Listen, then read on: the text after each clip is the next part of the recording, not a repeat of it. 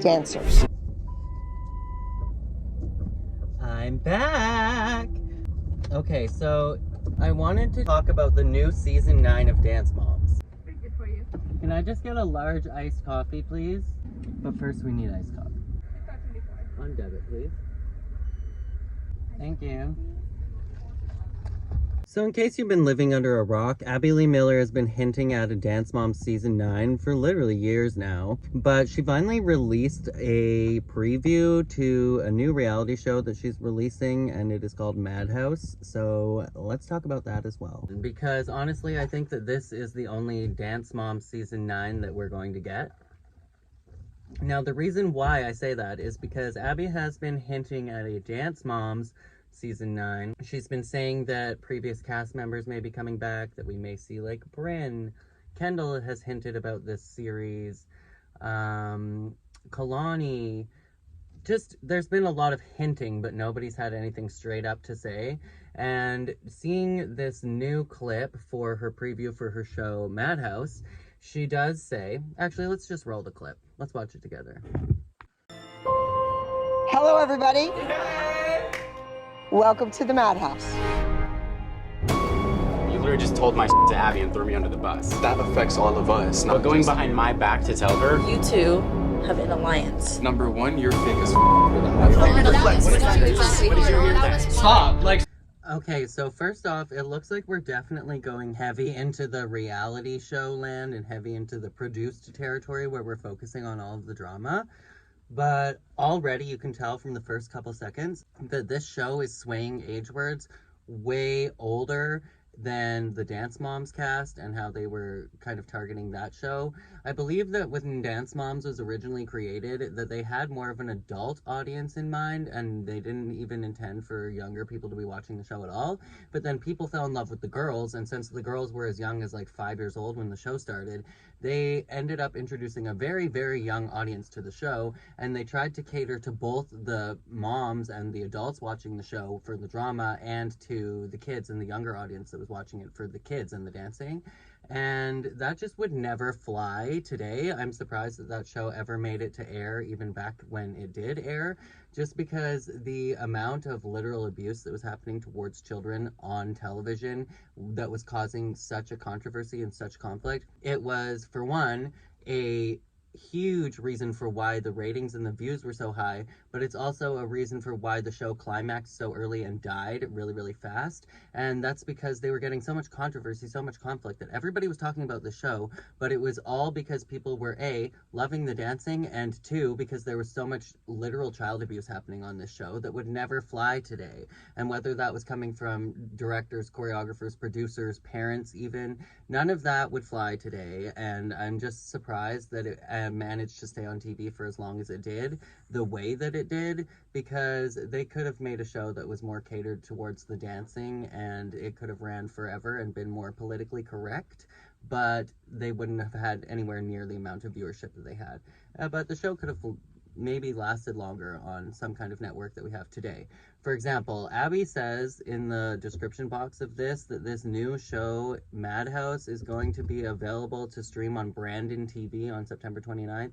I've personally never heard of Brandon TV, but if we had so many different divisions of streaming platforms and websites and places where you could consume your media back in like 2010, then I think that a show like Dance Moms could have existed where they just didn't have so much literal child abuse happening on the show.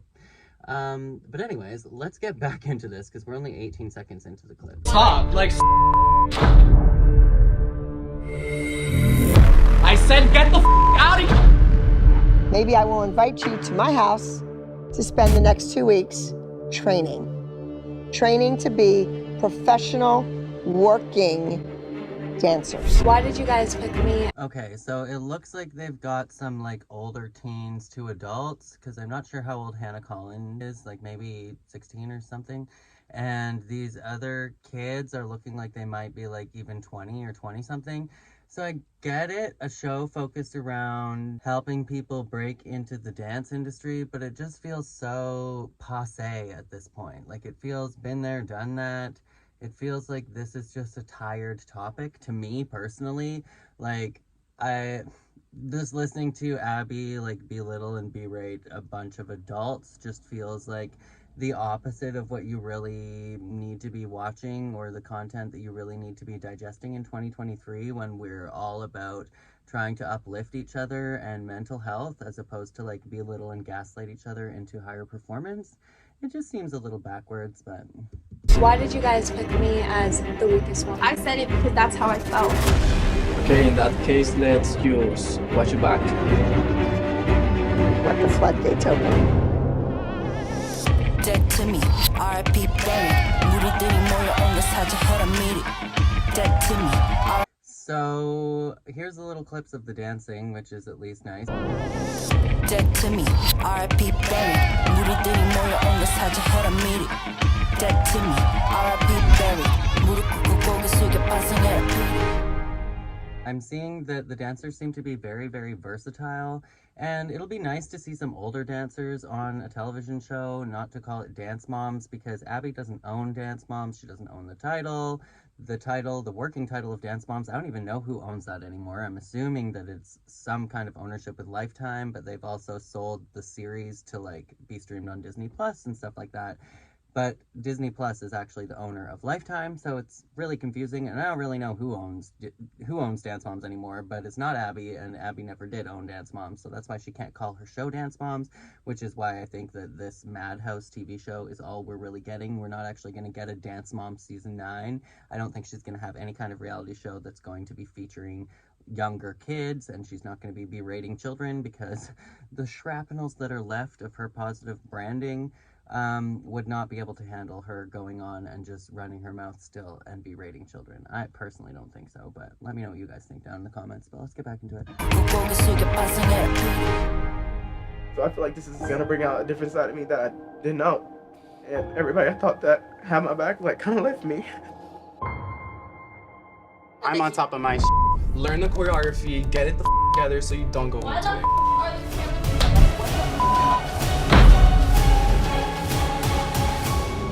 See, like, it almost feels like America's Got Talent or Dancing with the Stars or something like that meets Dance Moms, and I like that they have this older group that's working together towards a common goal. They have to probably create and put on this choreography, which is great. This is going to be a tiny bit of exposure, but this video itself is only sitting at 22,000 views, and this is the preview for a new show that they're trying to launch off this platform. Like, it's not even supposed to be on YouTube, it's supposed to be on something called Brandon TV, so they're going to be relying on people to actually leave YouTube and go sign up for this platform called Brandon TV, and I'm just like, the last time that there was something that was similar to Dance Moms with JoJo and Jesselyn, the biggest roadblock in between getting XOMG Pop to get the viewership that it deserved was that they were streaming it exclusively on Peacock until like months and months later, where they released it on YTV. But I'm just like, you need to kind of get the content out so that people can actually see it.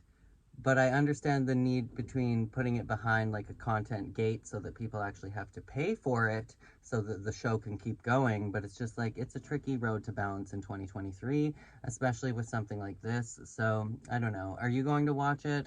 I feel like it could be interesting. I'd be more watching it to see Hannah's advancement as a dancer more than anything, more than I'm actually like, oh, this looks so interesting and I need to watch it. But I'm just like, really? This kind of exposure is not going to help you very much in the dance industry in 2023. It's all about carving your own path, having creative branding, having very, very distinct branding. And then on the film side of it, like she's trying to prepare you for in LA, it's really about being in the right place at the right time and having the skill set and what they need. So going to the auditions, attending the auditions, meeting and networking with choreographers and directors and producers, and just being there and being the talent that they need at the moment. You don't need to be exceptionally skilled and polished in every single stream of dance. Like Abby has always said, you need to be cross-genre, brilliant at absolutely everything, never make a mistake. Like, that's just not the reality of the dance industry these days. It never really has been, but that more so applies for theater when you can't do multiple takes. But in the real world, professional dancers, it's mostly film these days, as opposed to like working on a cruise ship and Broadway shows, but that really doesn't employ a massive, massive number of dancers. There's only so many cruise ships and so many Broadway shows. But more so, there's so much that goes on in multimedia and film and television that requires dancers on a daily basis. And no, you don't have to be perfect. You can do multiple takes and they will just clip whatever they need and clip whatever's the best. So I'm not sure how a show like this is going to have a lot of longevity, but we'll see. Give me something that I'm going to remember. Something that we're going to remember. Well, we remember the way that you treated humans on television for 8 seasons, so that was something to remember.